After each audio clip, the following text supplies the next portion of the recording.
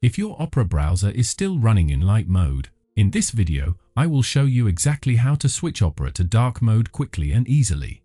Alright, so the first thing you want to do is click on the Opera icon, that red icon sitting right at the top left corner of your screen.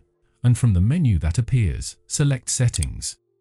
Now, once you are inside Settings, you will see tabs on the left side. Make sure you click on Appearance tab, that is the one we need.